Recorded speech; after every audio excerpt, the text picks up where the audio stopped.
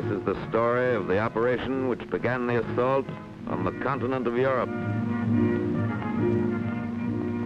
The 9th Troop Carrier Command will transport and resupply parachute and glider elements of the 82nd and 101st Airborne Division and will be prepared to transport elements of the British 1st Airborne Division as directed. The U.S. 101st Airborne Division will begin landing approximately 4 hours and 30 minutes prior to civil twilight on the morning of D-Day to assist the 4th Division in the initial assault and capture the town of Carentan. The U.S. 82nd Airborne Division will land to the immediate west of the 101st for the purpose of preventing the movement of enemy reserves to the east and north. Simple, isn't it? This mission, which reads so easily, calls for an attack from England on the continent of Europe.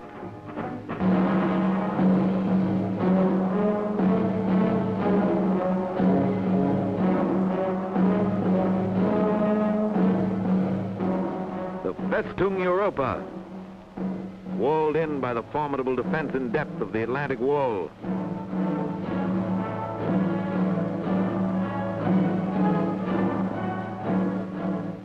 Mined, trapped, bristling with gun emplacements and fortifications.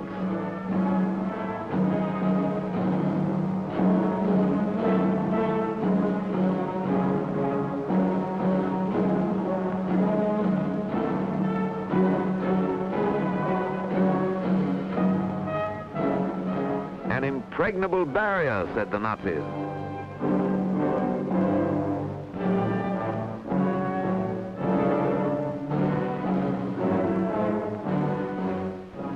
The combined chiefs of staff decided that frontal assault alone would not crack Fortress Europe. The Atlantic Wall must be vaulted and the cracking process begun from the rear. The initial effort by land, sea, and air would be made in this area, spearheaded by troop carrier and airborne forces.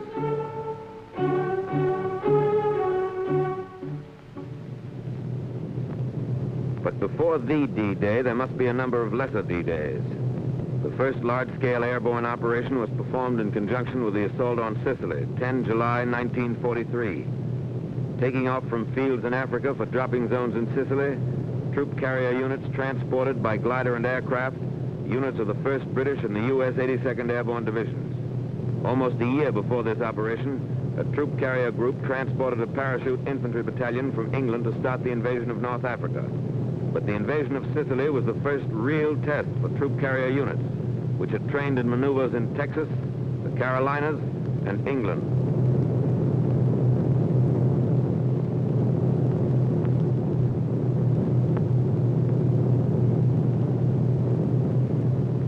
The Sicilian operation indicated there was much to be learned about the planning of an airborne operation.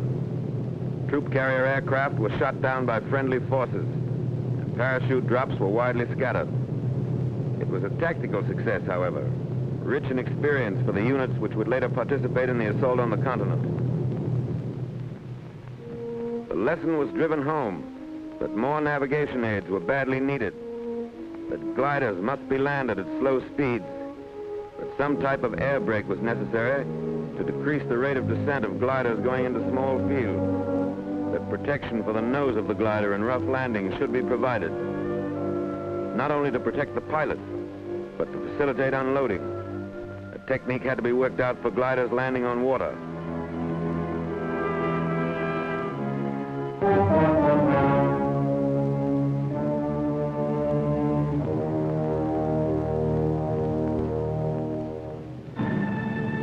To the lessons of Sicily was added the experience of the highly successful operation in the Markham Valley of New Guinea, in which troop carrier and airborne forces showed the practicability of a well-planned daylight operation.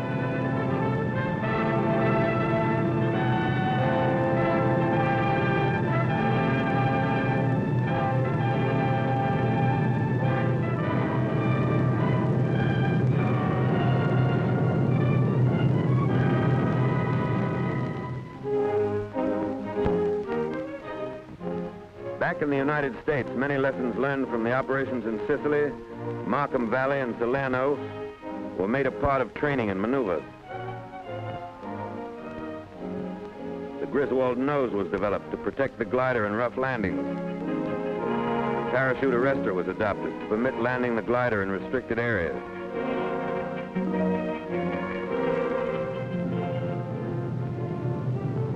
Intercom between tow plane and glider was introduced.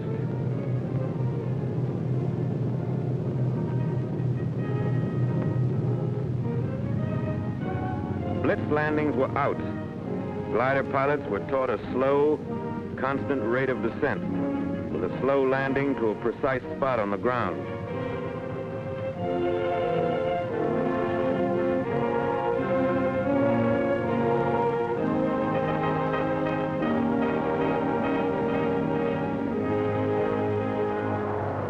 Many types of combat aircraft were suitable for towing the CG-4A glider. The B-25 was used.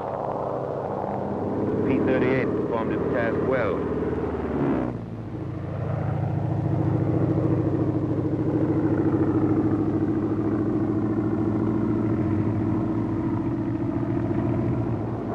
Even the PBY became a tow plane.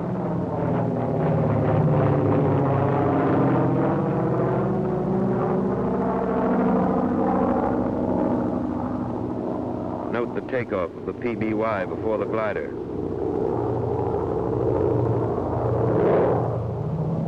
Here's a B-17 in dual tow.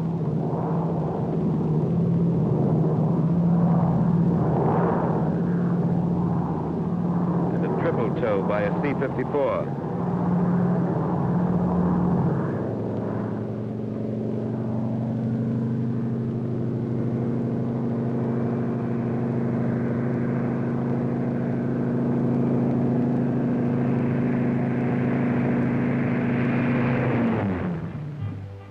Airborne aviation engineers trained in anticipation of their probable use for building landing strips and rebuilding bombed aerodromes in France. Troop carrier airplanes are converted in a matter of minutes into ambulance ships.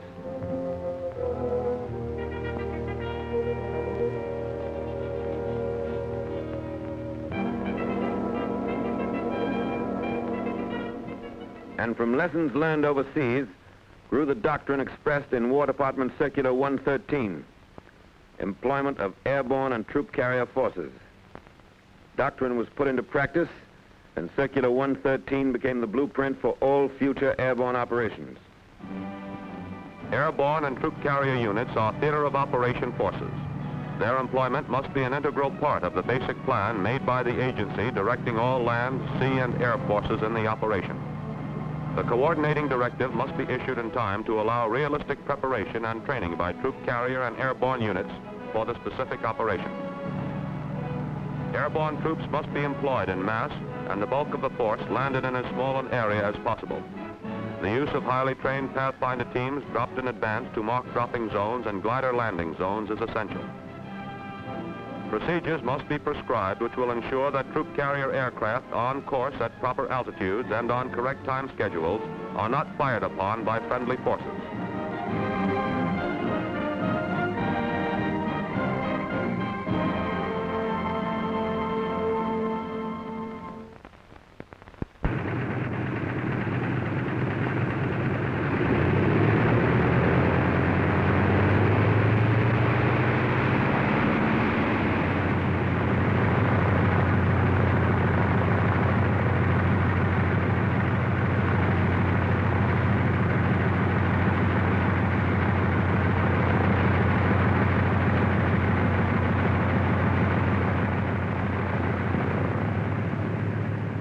Pilots and the staffs of operational training groups, which were committed to the United Kingdom, were trained in flying procedures of the United Kingdom before they left the States.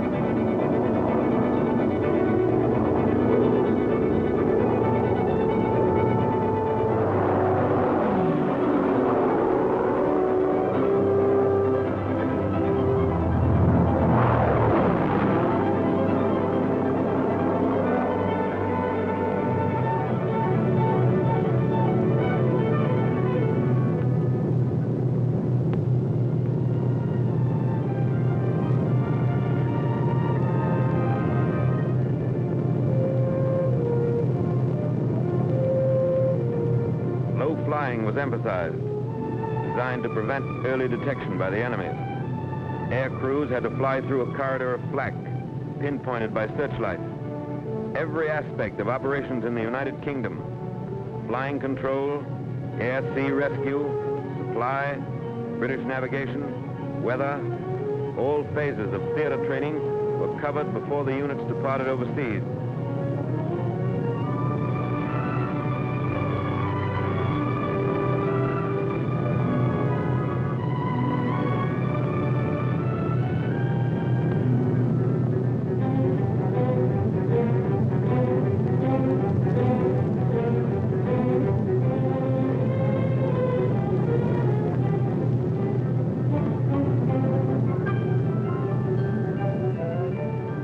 Maneuvers ended with gliders landing in small fields, similar to the potential landing zones in France. Live loads are in the gliders.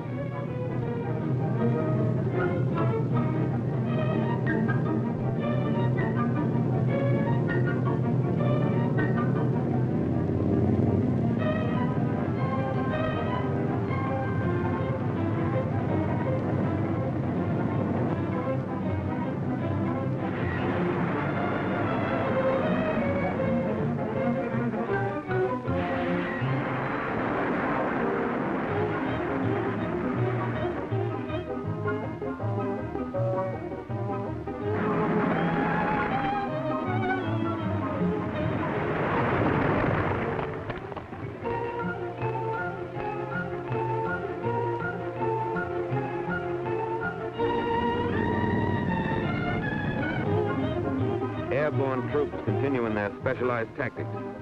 Glider pilots are trained to stay in action with them until evacuated.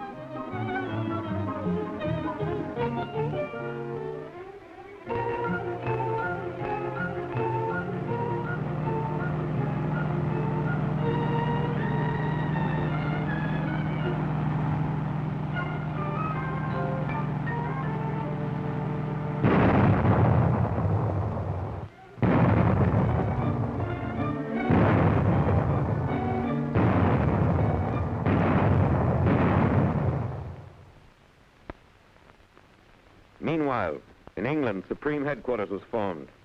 The planning phase changed to the manning phase. Supreme Headquarters, Allied Expeditionary Force, published a standing operating procedure, which was laid on by Allied Expeditionary Air Force and 21 Army Group, the top headquarters of air and ground forces for the assault. Under AEAF were the 9th and 2nd Tactical Air Forces, which controlled American and British troop carrier units. 21 Army Group commanded American and British and Canadian ground forces and the airborne divisions. Orders for the operation had been issued to troop carrier and airborne commanders, and their initial studies had been made. Liaison had been established between 9th Troop Carrier Command and the AEAF, 21 Army Group, the Navy, the 9th Air Force, the 101st Airborne Division, 1st Army, 82nd Airborne Division, and 1st Airborne Division. This was the chain of command for the airborne operation.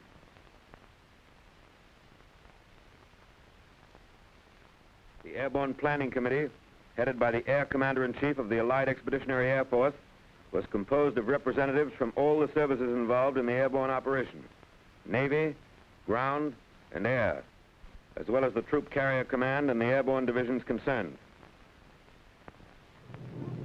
With the greatest airborne effort in history in the making, a steady stream of gliders flowed into England for the coming assault.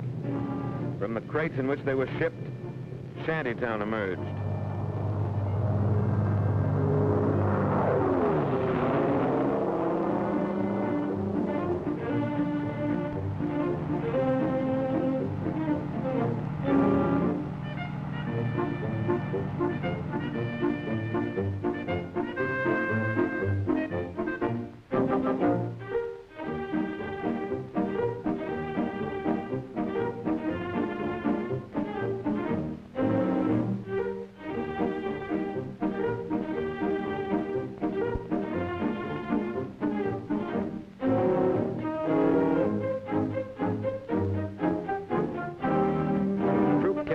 Glider mechanics and Air Service Command units have the task of rapid assembly of CG-4As. In addition to their normal assignment of 100 CG-4As, some groups had to maintain 140 horses with the usual complement of glider mechanics. British ground crews helped assemble their own Horsa gliders before turning them over to troop carrier.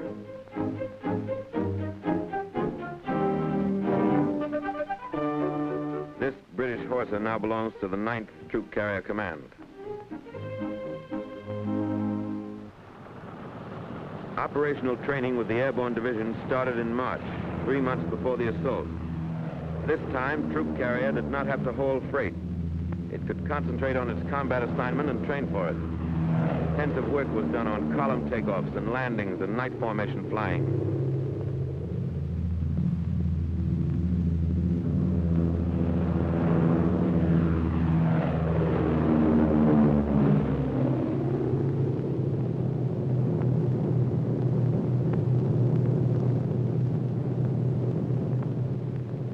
Each group now had 73 aircraft instead of the normal 52.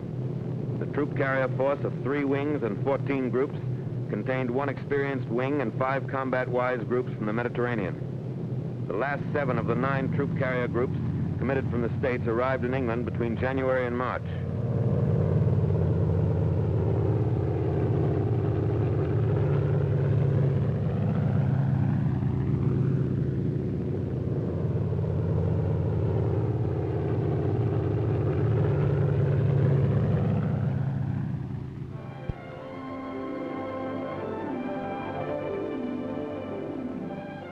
This system is used to recover gliders from small fields.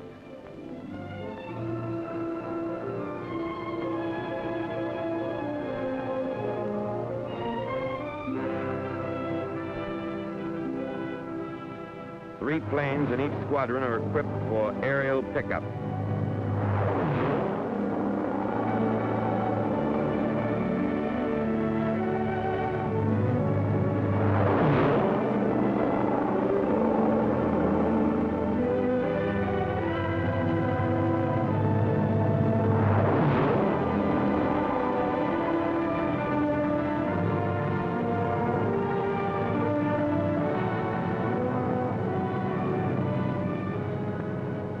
Thorough coordination between ground and air is necessary for accuracy in delivery of resupply containers.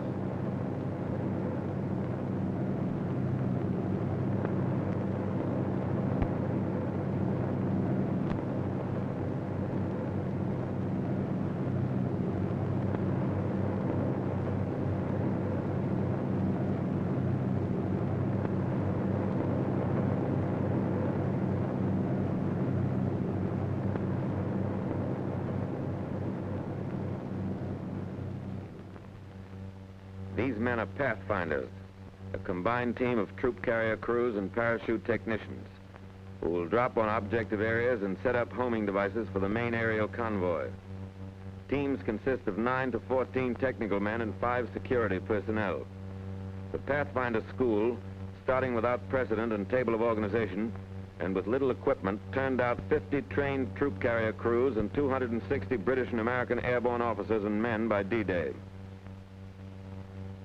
Pathfinder airplanes were equipped with every navigational aid used by troop carrier, and the flight crews and airborne teams received 30 to 60 hours training in their use, both in the air and on the ground. British G, similar to the American SS Lorraine, has no transmitter in the aircraft, but intercepts signals sent at precise intervals from a master station and 2 slave stations. The difference in time of arrival of these signals is measured and referred to a G lattice chart showing numbered lines of position. The numbered line corresponding to the measurement is the line of position the aircraft is on, the instant the measurement is taken. As an extra precaution, the leader and the deputy leader of each main serial flew aircraft also equipped with G. SCR 717C is used by the Pathfinders and 2 aircraft in each main serial. The picture shown on the 717 scope, the nearest thing in radar to a regular map, indicates such objects as shorelines, lakes, cities, and convoys, with the range and azimuth of each object. the receiving aircraft appears in the center of the scope. When 717C is tuned to a BUPS beacon, the map is not visible. The coded image shown here in the upper left quadrant is the BUPS beacon signal and indicates the range and azimuth of the beacon from the aircraft. The beacons are set up in the DZs by the pathfinders. All troop carrier aircraft are equipped with Rebecca, the close-in radar aid, used at ranges averaging 15 miles. Eureka is triggered by the Rebecca transmitter in the aircraft. The impulse, when received, trips the Eureka transmitter, which sends a signal back to the aircraft on a different frequency. The twin Rebecca antennas, by the intensity of signal received on one side or the other, indicate on the scope which side of the aircraft Eureka is on, and the range of the aircraft from the ground station. When the signal is received with equal intensity on both antennas, the aircraft is on course. Each Pathfinder team is equipped with 8 specially designed holophane lights from which DZ light tees are made. By D-Day, crews who had lived, trained, and were briefed together could navigate under instrument conditions to within 600 to 800 yards of a pinpointed position in unfamiliar territory.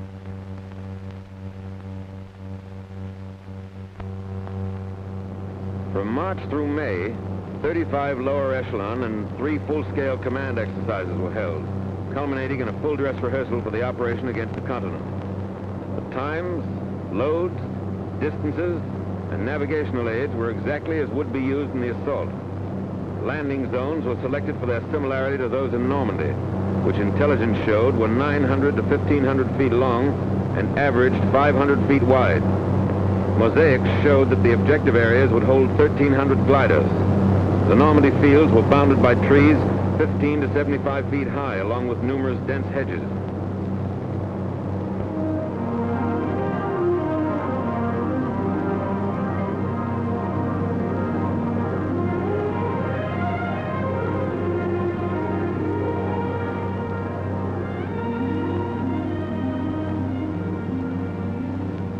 Glider pilots were allowed to choose their own fields, and release was made at heights from 800 to 1,000 feet.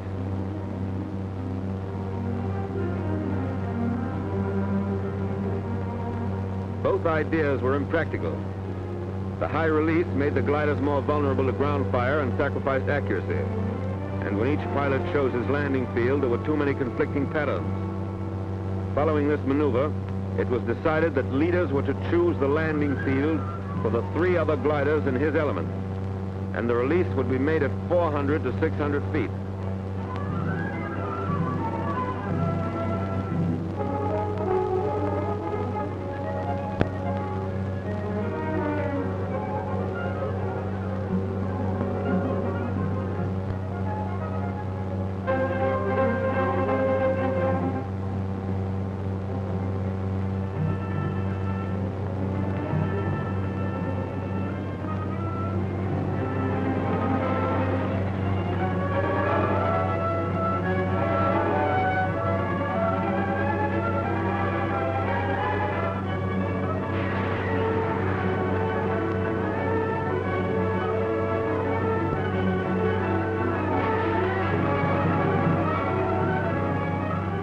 If fields small enough for practical operational training are used, there are certain to be crack-ups.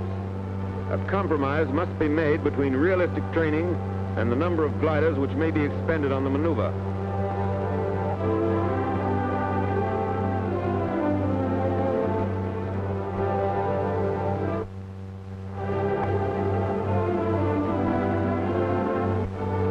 One reason the percentage of Horsa crack-ups was to be so much higher in the actual operation was that a sufficient number were not available for extensive practice in full-load landings into small fields.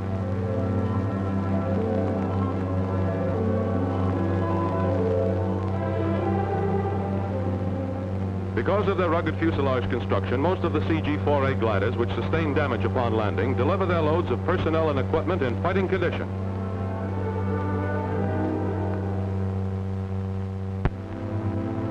The order of battle in the plan is given a final check at Advanced Headquarters, 9th Troop Carrier Command.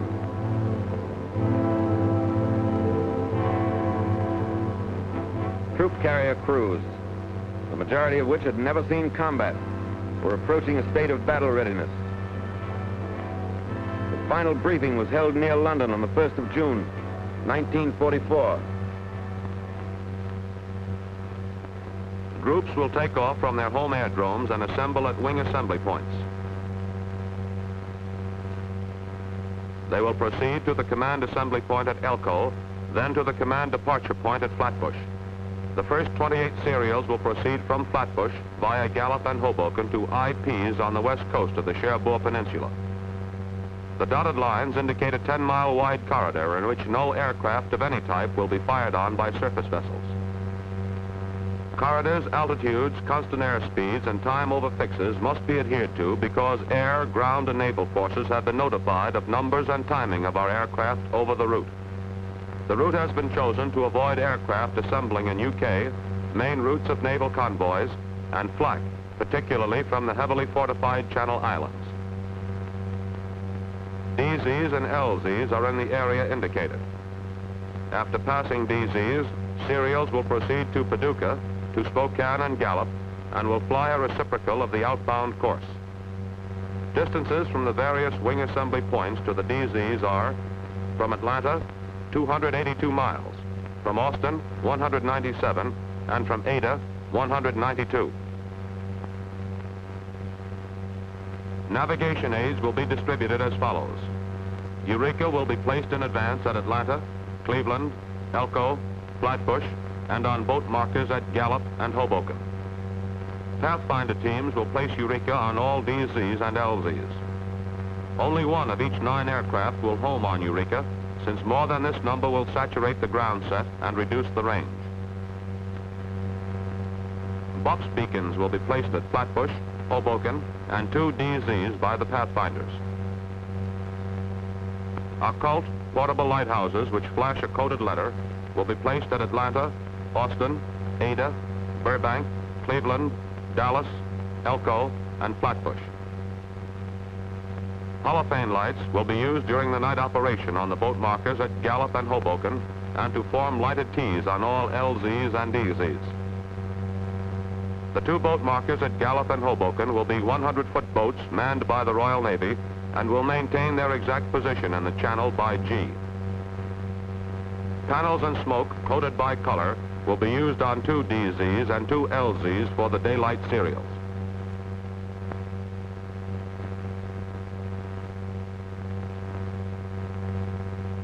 Six Pathfinder serials, 3 airplanes in each, will take off beginning on D-1 at approximately 2200.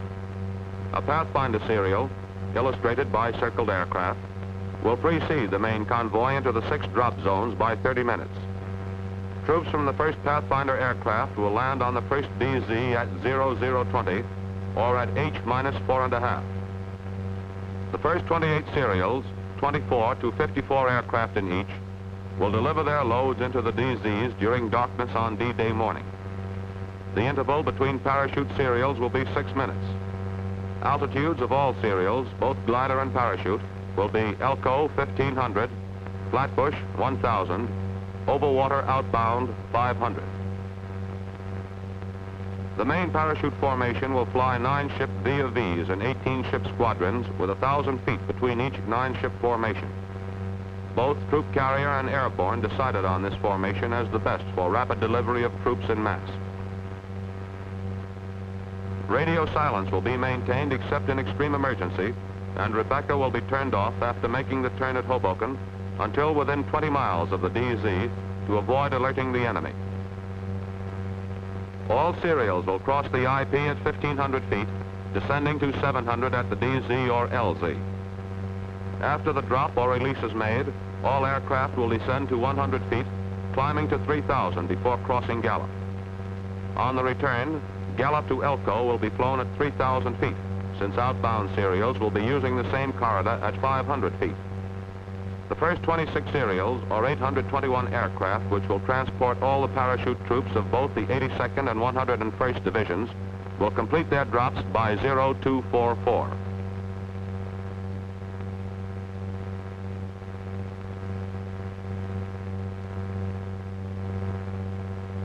A About the time the first serial of parachute aircraft returns to its home base, two serials, each consisting of 52 aircraft towing CG-4A gliders, will take off from these airfields. The interval between glider serials will be 10 minutes. These gliders will be released over the LZs about 0400, still in darkness, which will conclude troop carrier operations until 1900 of D-Day. The static hookup will be used for all glider marshalling and takeoff. This system, with all tow planes and gliders hooked up and parked prior to takeoff time, enables each combination to take off at intervals of less than 30 seconds. The control procedure used will be the standard sled and jeep combination indicated. The sled and marker, attached to the jeep by a rope the same length as the tow rope, indicates to the tow plane pilot, when he taxis alongside it, that the slack is taken up. The signalman on the sled gives the tow pilot the signal to take off. Then the jeep moves back alongside the next tow plane, and the procedure is repeated. The glider pattern will be the standard double column echelon to the right with 300 feet separating the double columns. 3 minutes from the LZs, the columns will separate so that landing patterns of separate columns will not conflict. The glider will be brought to a landing over the lighted T's, which will be placed in the fields and lighted by the pathfinders 10 minutes before the arrival of the serial.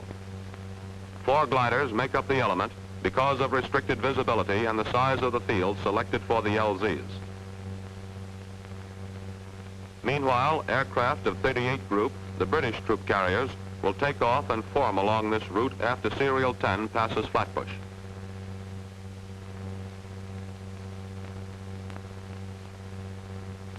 Diversionary measures for enemy radar installations will be furnished by British Sterlings, which will accompany our serials to Hoboken. After troop carrier serials turn at Hoboken, the Sterlings will continue the same course and drop window to simulate troop carrier serials. They will then turn into the coast and drop dummy parachutists. The RAF will furnish 3 screens of 4 to 8 interceptors, each placed to the south and east of the DZs to attack searchlight and flak installations.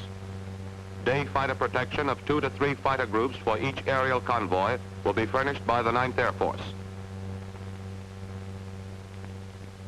On D-Day at 1900, 5 serials, 208 aircraft, towing 36 CG-4A and 172 Horsa gliders, will take off and begin releasing gliders into the same LZs about 2100.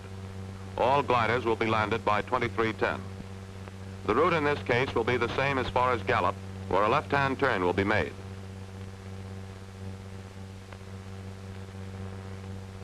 Serials will proceed from Gallup to Spokane, to Paducah, to the LZs, make a right turn and fly a reciprocal course on the return route. All future serials will follow this route since the beaches will be secure by this time and will afford more protection from ground fire for daytime flight. Altitude from Gallup to the LZ will be 500 feet. On the return, LZs to Gallup will be flown below 500, climbing to cross Gallup at 3,000. On D-Day +1, 4 serials, 200 aircraft towing 48 horses and 152 CG-4As will begin taking off about 0500 and will put the last glider into the same LZs by about 0910. 512 gliders will then have arrived in Normandy. At 0400 on D+1, 6 serials, 311 aircraft with parapacks will begin taking off with supplies for the 2 divisions which will have completed their landing when the last glider lands. These supplies will be dropped on the objective area in Normandy within a space of 30 minutes, beginning at 0611. This will conclude the immediate troop carrier commitments on objectives in Normandy, with further resupply dependent on the amount our forces can move across the beaches. Due to the movement of 2 additional German divisions into the peninsula, the 82nd will not land at Saint-Sauveur. The 82nd and 101st Divisions will both land around Saint-Mare-Église, 5 miles from the east coast. The 82nd Division will secure the causeways and lines of communication to the north and across the inundated area to prevent enemy reinforcements from being brought to the beachhead. The 101st Division will proceed south and capture Carentan. The forces which will come across the beach will proceed inland to reinforce this vertical envelopment.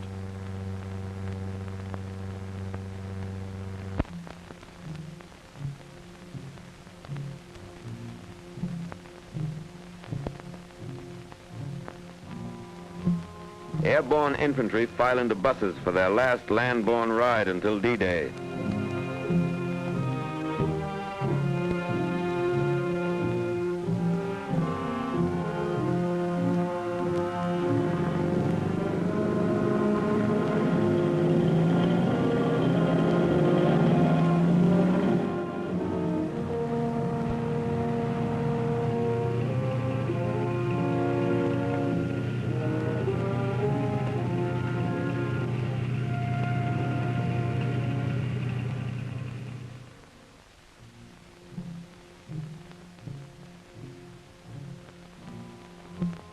These hangars are their barracks until they climb aboard the airplanes and gliders.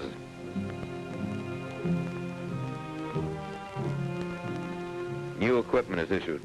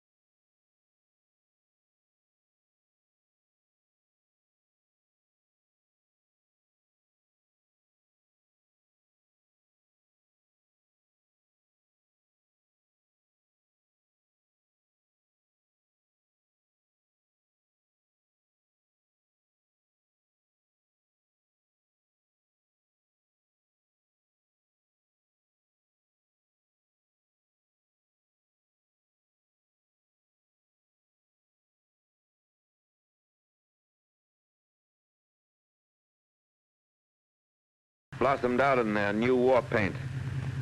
On D-2, invasion markings were applied. Another lesson from Sicily.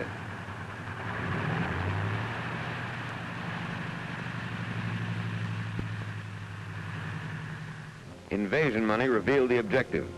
By now the High Command insisted that individuals should know their destination.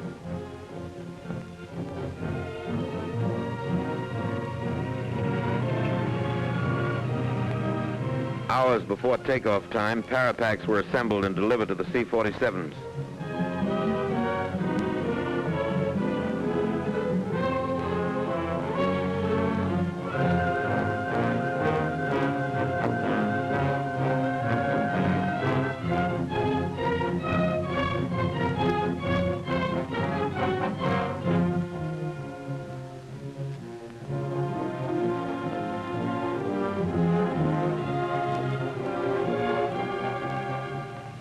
LSTs received their quotas of troops who will cross the beaches and move forward if troop carrier and airborne have done their job.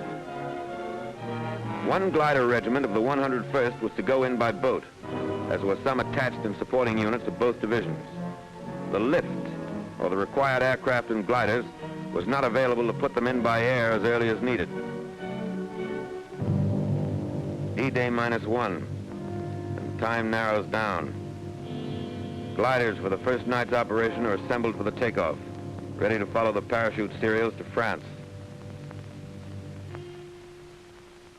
Officers and men of lower echelons are briefed.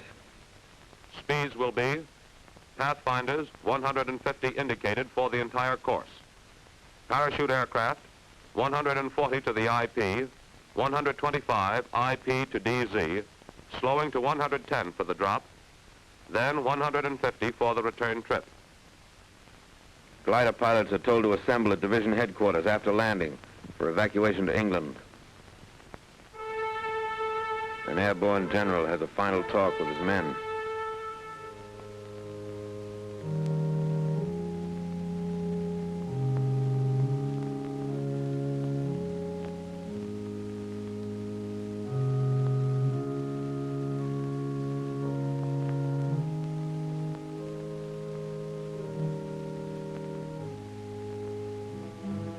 Troop carrier and airborne have their final inspection.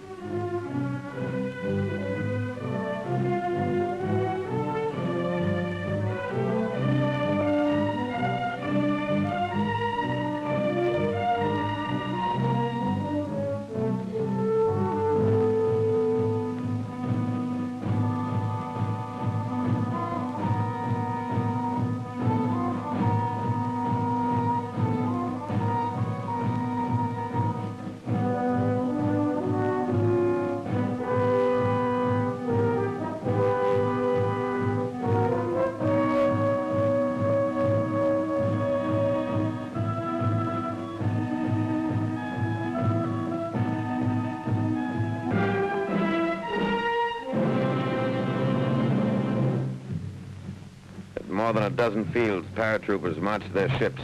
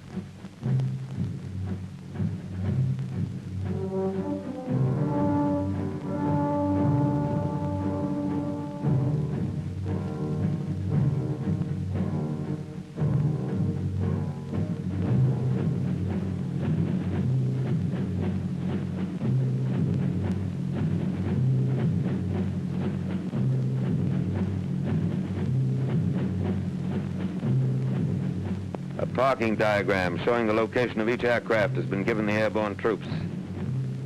Each pilot has been furnished a list of his passengers.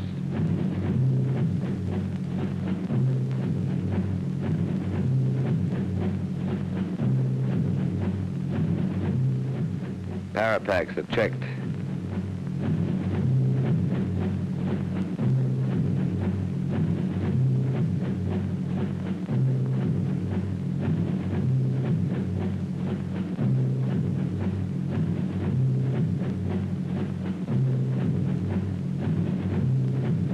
This outfit has enough Apache blood in its collective veins to justify their haircut.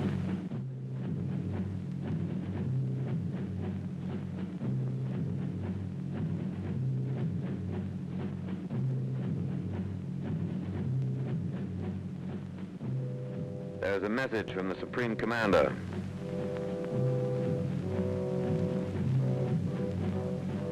You are about to embark on a great crusade. The eyes of the world are upon you, and the hopes and prayers of all liberty-loving people go with you.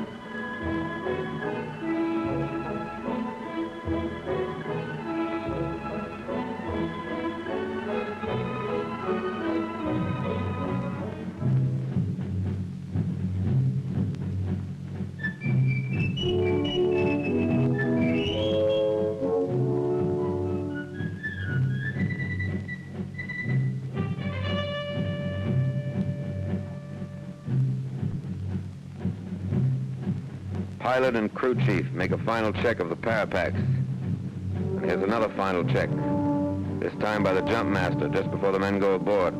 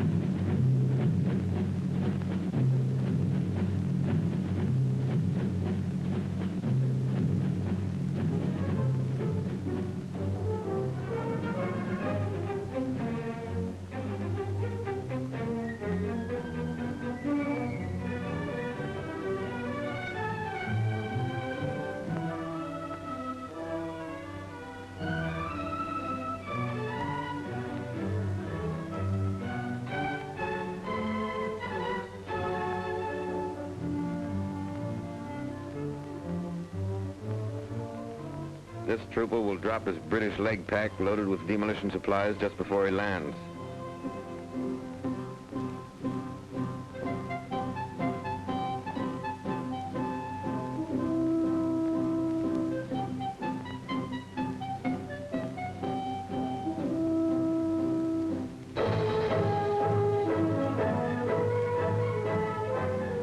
dusk, Pathfinder teams board the ships that will show the way into enemy territory.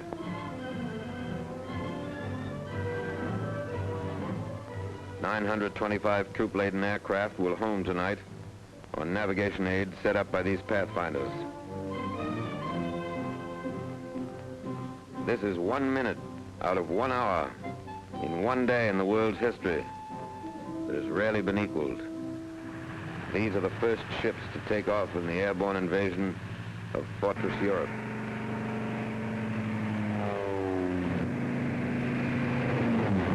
First Pathfinder ship is airborne at 21:54.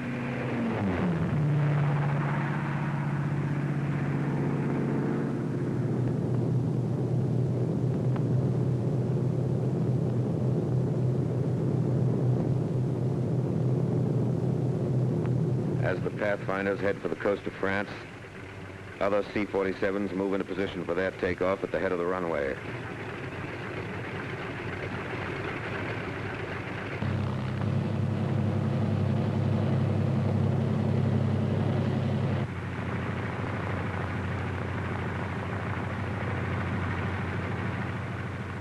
"30 minutes after the Pathfinders take off, the first serials of C-47s follow on the invasion path.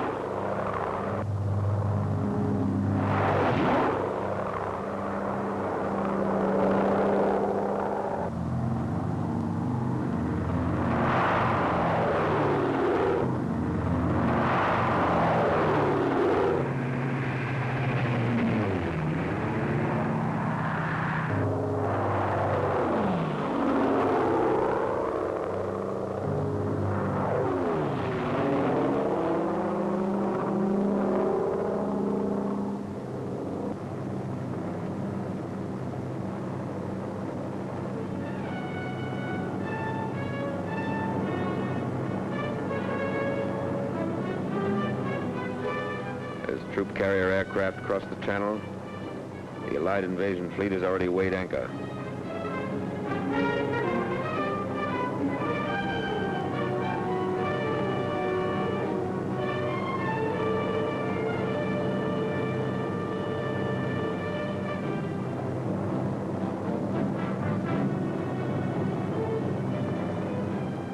Sealing had been forecast as 3,000 en route, clearing at DZ, but actually is variable, 500 to 1,000.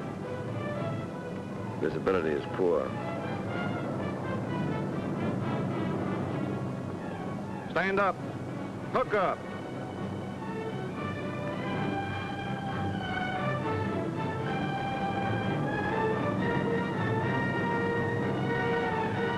Ready with the red. Show the red. Stand to door. Ready with the green. Show the green. Go.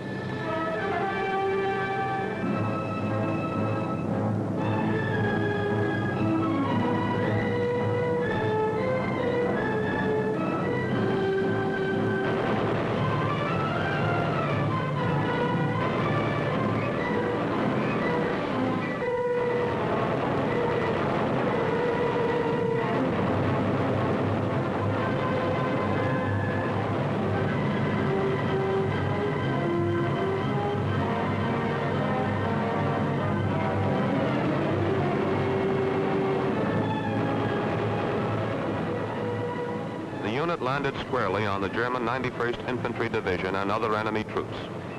These enemy units were on maneuvers and were already occupying their assigned defensive positions. Surprise was gained only by the leading parachute unit, and subsequent serials found themselves under practically continuous ground and anti-aircraft fire while crossing the peninsula and upon landing. 821 airplane loads, 13,000 paratroops were delivered into DZs in less than 2 hours.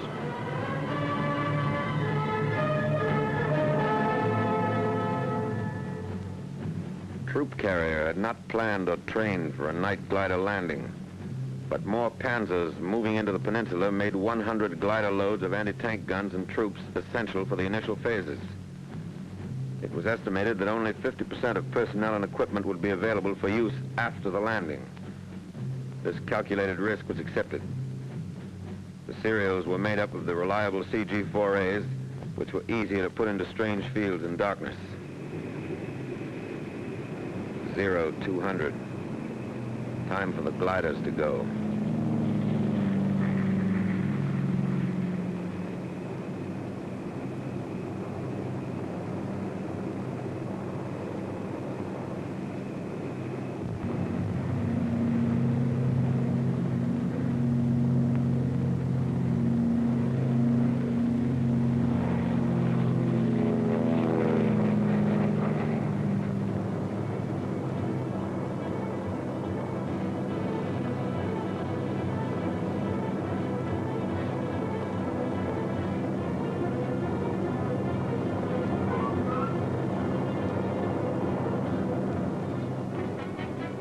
All right, Cloud, approaching LZ.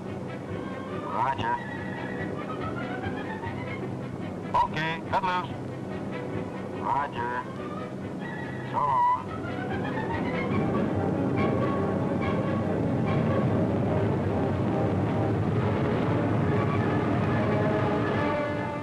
The briefing was accurate. The three heights were just as we figured. The main trouble was the landing zones were not secured by the time we arrived. In fact, I'd say that 90% of the gliders received hostile fire before landing. The lighting aids were a little messed up. Our group was supposed to have two. I never did see but one, and it was out of place. I understand, though, that some of the Pathfinder teams were neutralized.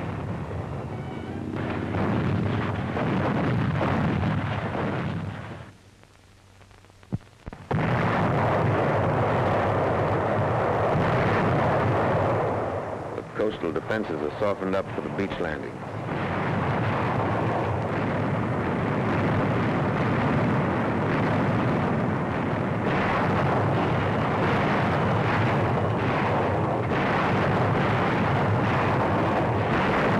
Daybreak. The naval bombardment continues.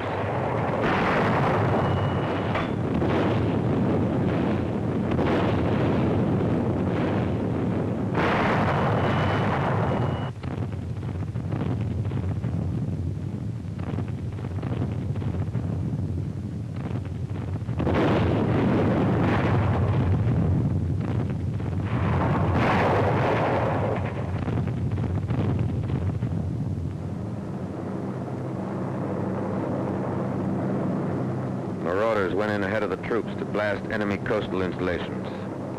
Priority number 1, air supremacy, had been obtained a long time before D-Day. The 8th and 9th Air Forces had accomplished that. Standing offshore, the invasion craft wait as Allied planes blast the coast.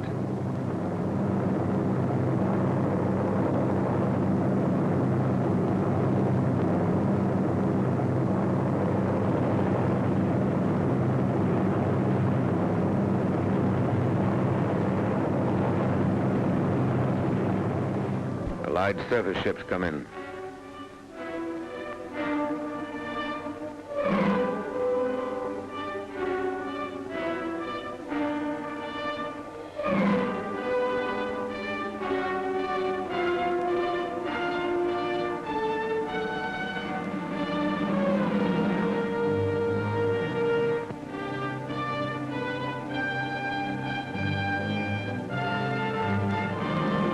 Marauders go on to the next phase, the bombing and crippling of roads, bridges, waterways, railheads, the isolation of a battlefield. And the battlefield is isolated. No German reserves come through to the coast in any strength. The beachhead holds and grows as the Air Force piles up a record number of sorties.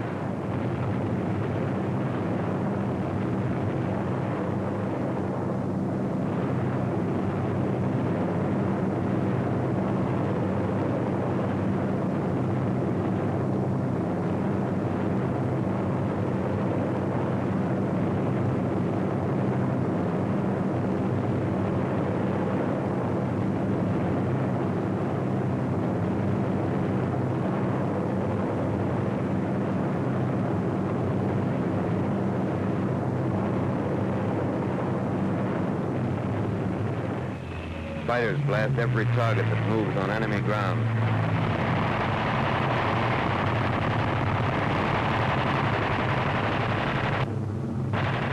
Any target of opportunity is legitimate prey. Record sorties are flown by the fighters on D-Day.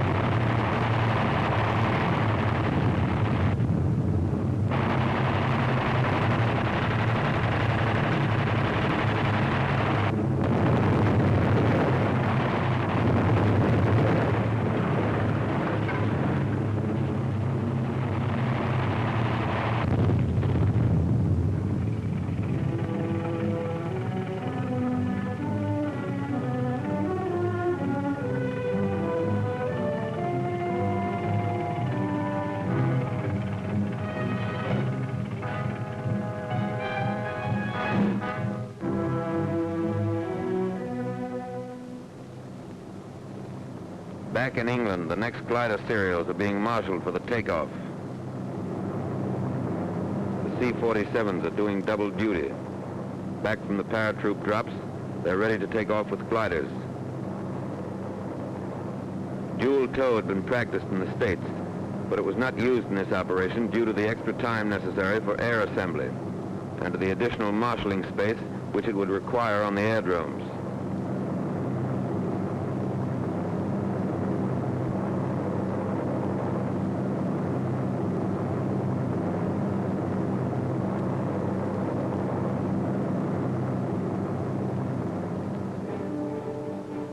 Hard-pressed paratroopers who went into action in darkness earlier today are depending on reinforcements and heavier equipment, which will be delivered by these glider serials. 3 groups of fighter cover are in takeoff position at airdromes to the south.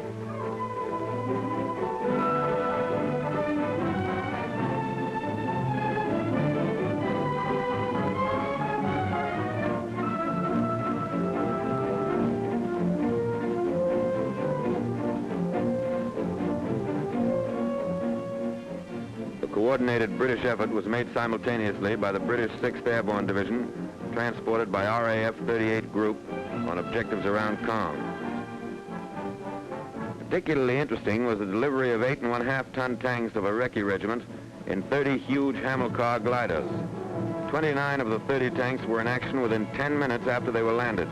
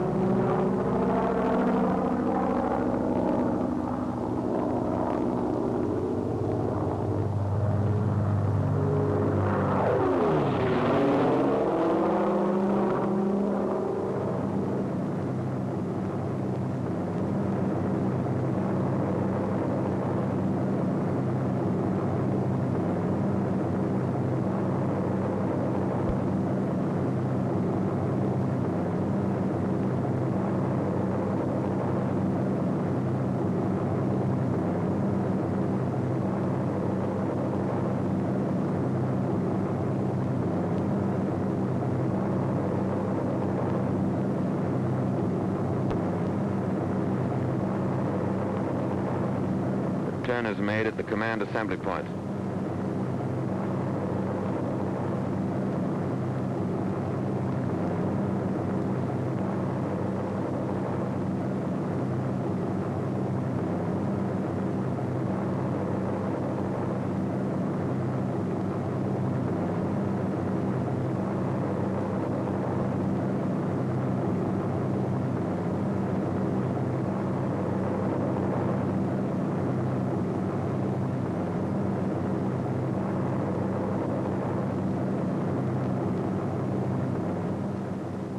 superiority makes possible this daylight operation.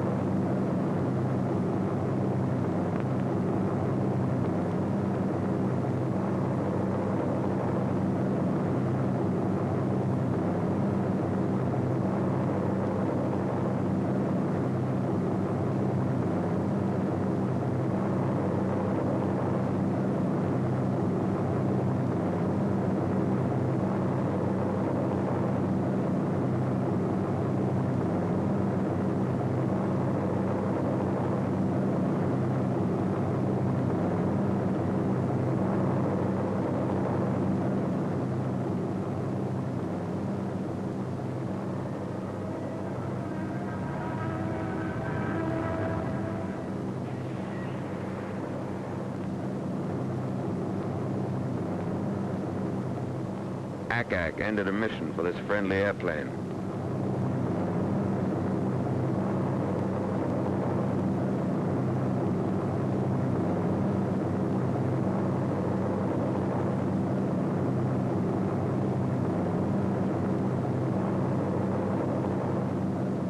As these gliders and their tow planes head into France, C-47s, which already have dropped their gliders, pass on their way back to England. Two-way traffic, and it's congested.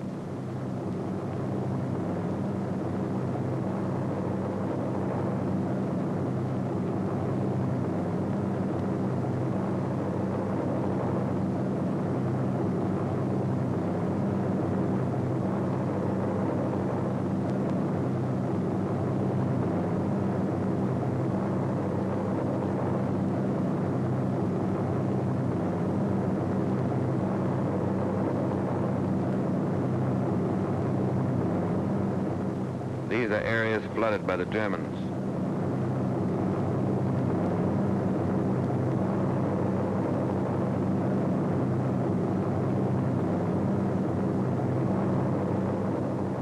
Parachutes and gliders from the previous serials.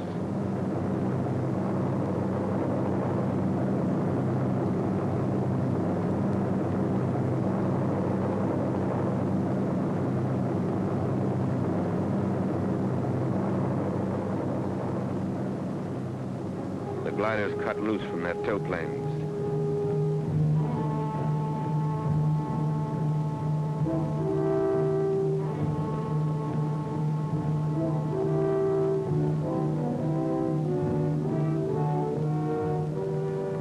We have fighter cover all the way to the landing zone. Not even a lone German fighter was able to sneak through.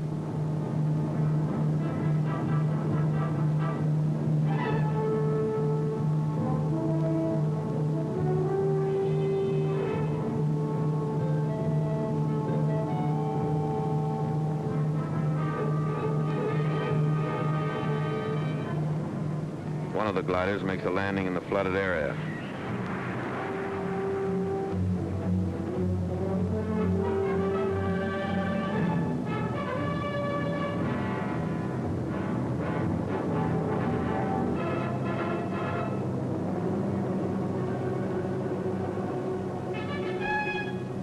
Here are the staked fields intelligence warned us about. The traps consisted of poles 12 to 15 feet long.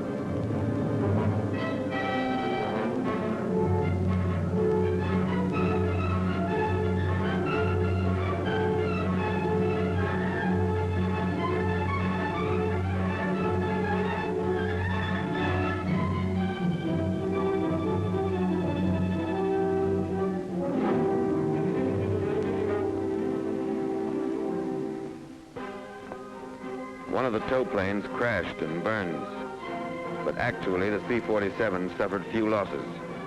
Some of the glider landings were rugged. And So were some of the paratroop landings. There were plenty of dummy German guns around.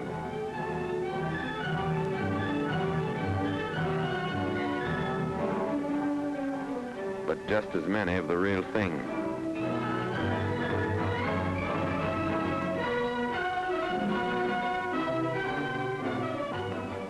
The men who landed here won't forget this meadow.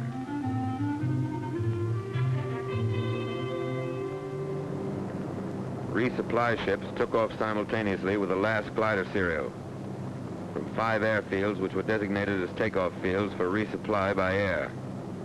All resupply was directed by the Allied Expeditionary Air Force Headquarters through an agency called KTOR, Combined Air Transport Operations Room. Packing, delivery, loading, and lashing of all supplies for aerial delivery was the job of the Service Command. Requests for air resupply were approved by the Army Group or Air Force in the field.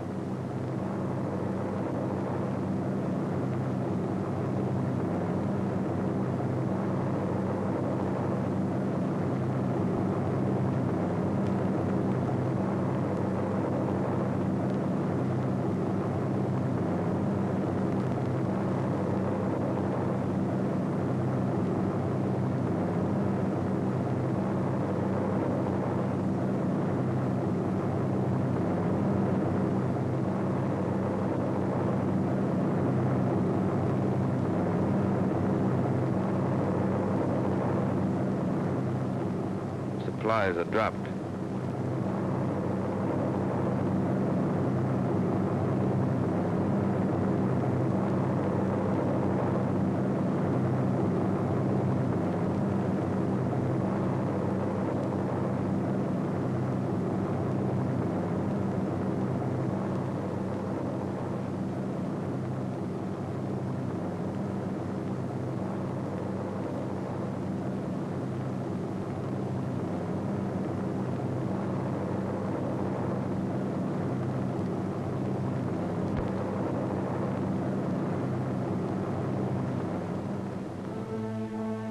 Meanwhile, the airborne infantry had fanned out and taken initial objectives, most of them after hard fighting and heavy losses. Now they're moving through the key town of Saint-Mère-Église.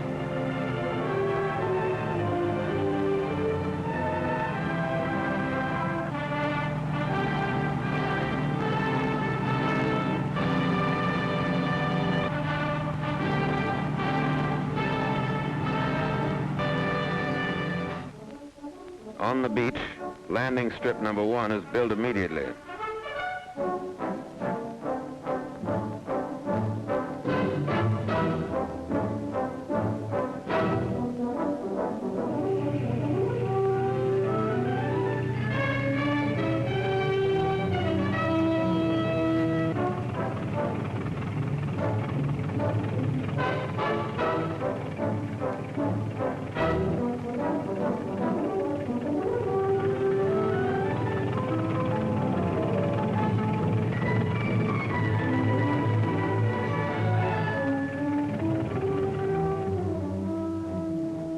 Balloon barrage to protect the field from enemy strafers. D+4. On the still incompleted strip troop carrier begins evacuation of the wounded to airdromes convenient to base hospitals in England.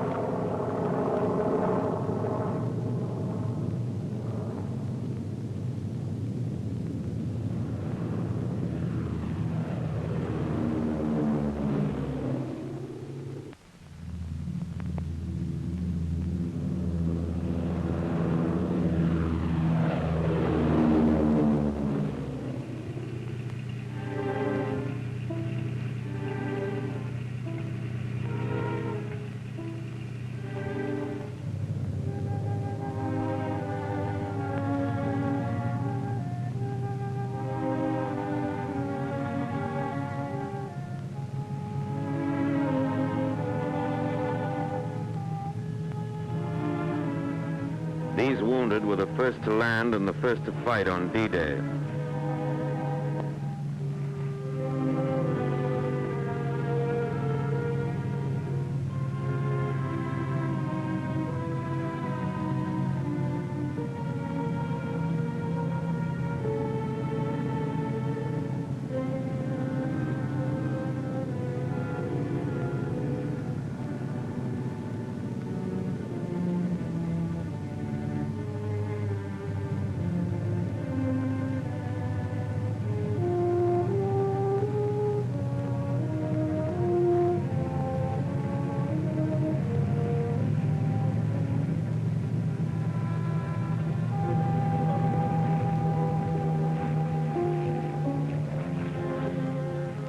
Blood plasma is supplied before the ships take off.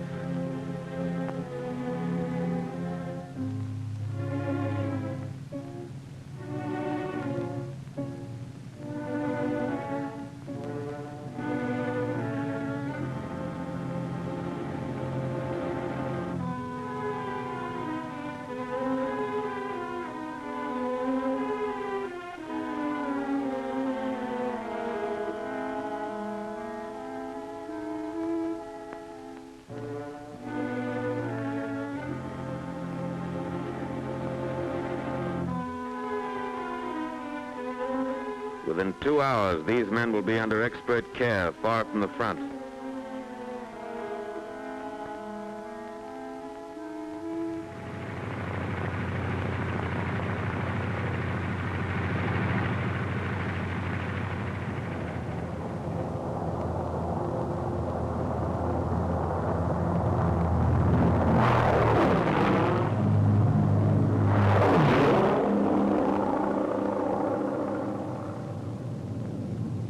By now, Saint-Mary-Glisse is well to the rear.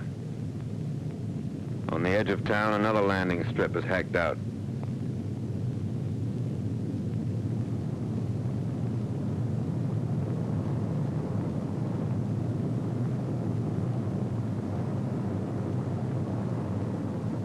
Even before the landing mats are laid, a resupply glider comes in with more equipment.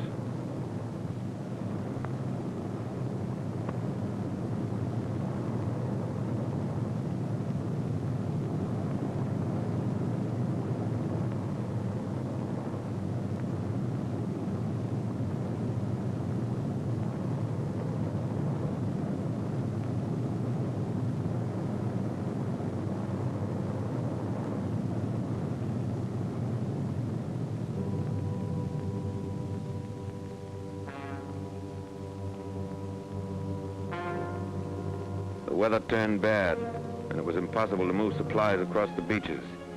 But the army which had landed had to be supplied.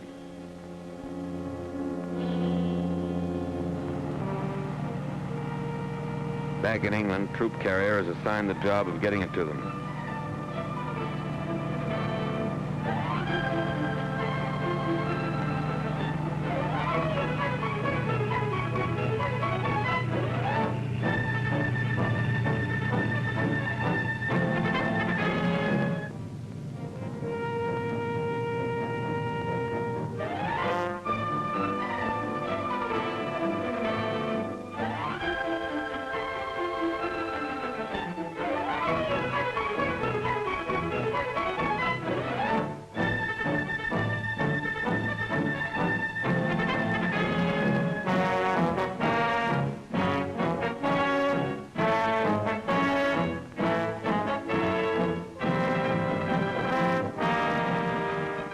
Nurses and medical supplies make the trip along with shells for Allied guns.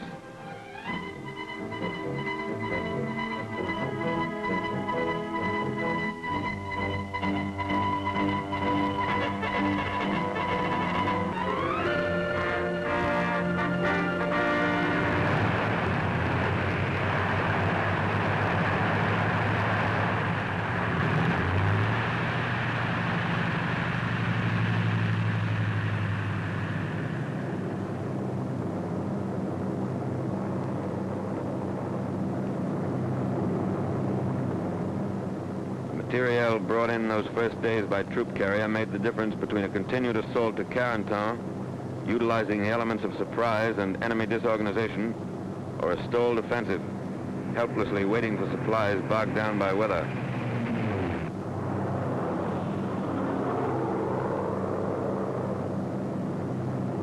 The landing strip at Saint-Mary-Glisse handled the traffic for resupply.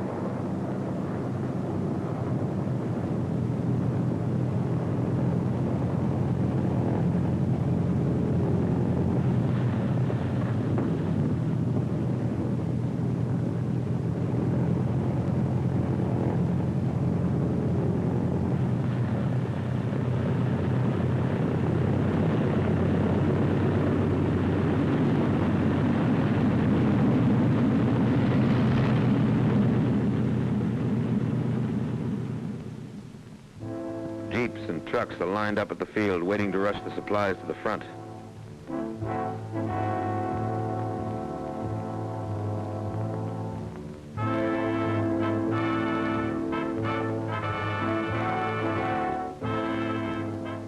As soon as the ammunition is unloaded, the wounded will be brought aboard.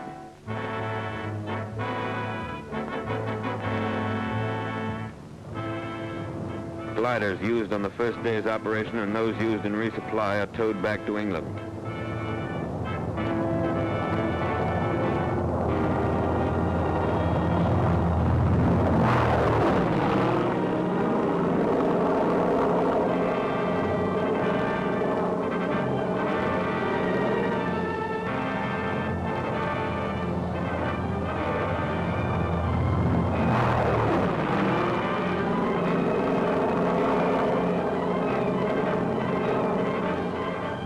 Inaccessible spots, tow planes use an aerial pickup to get the gliders back home. Others, not flyable, will be disassembled and hauled back by boat.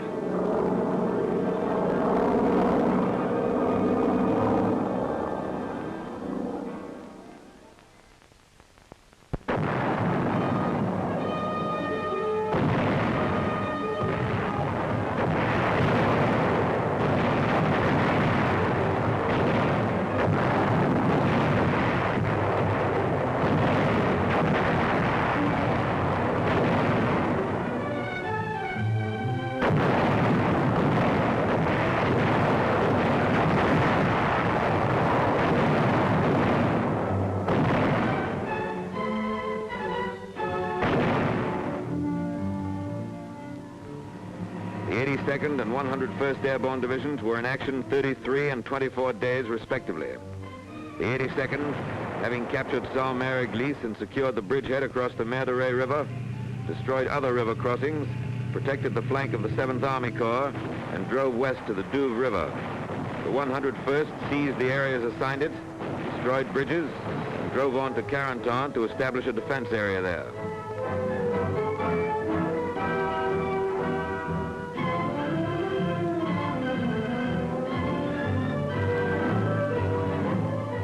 Troop carrier, the commanding general of the 82nd Airborne Division sent this commendation. Under most difficult conditions, including landing under fire in enemy-occupied terrain, glider pilots did a splendid job. On the ground, they rendered most willing and effective service, providing local protection for the division command post during the most critical period when the division was under heavy attack from three sides.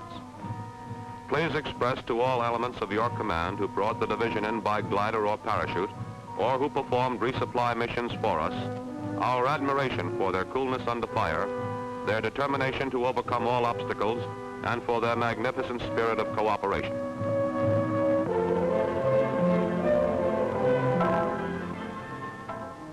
This is part of the price paid for 6 and 7, June 1944.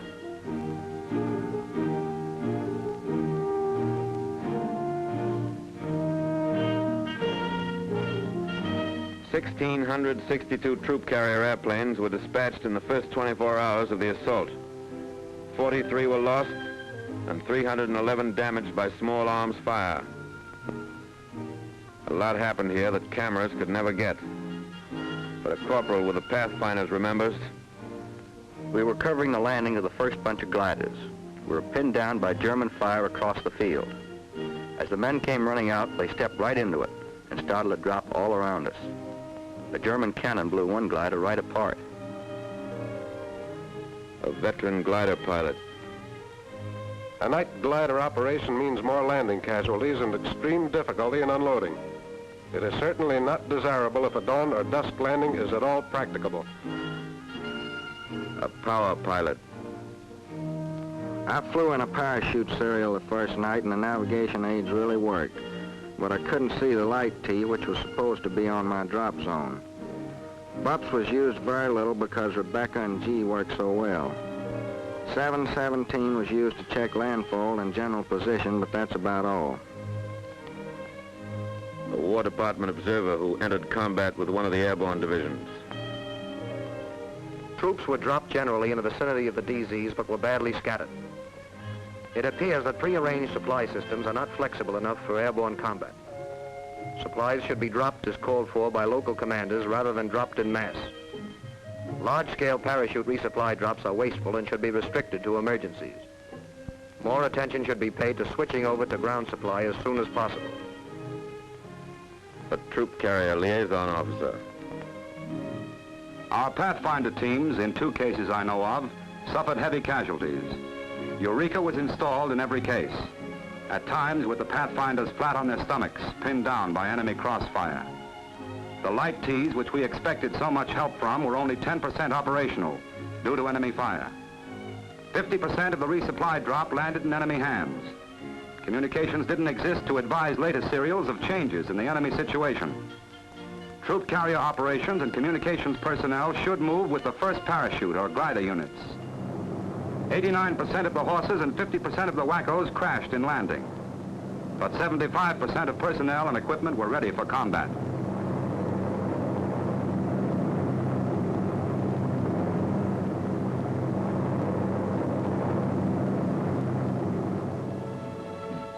Back from Normandy, these men would have faced further tests.